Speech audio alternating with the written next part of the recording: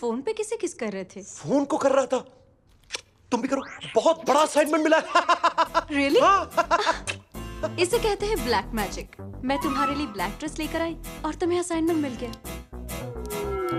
वैसे भी इस ड्रेस में बड़े हॉट लगते हो तुम।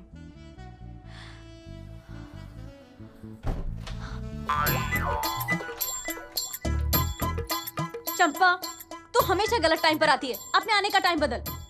आप अपना टाइम बदली करो, मेरे को तो यही टाइम जमता है। मैं ये ब्लैक मैजिक पहन के आऊं? Sure. ओके।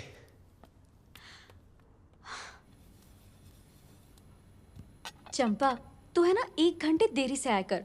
मैं तुझे 500 रुपए ज्यादा दूंगी। मैं तुमको 1000 रुपए देगी। कभी तो अपनी चुम्मी पूरी करो। ये पाइप भी ना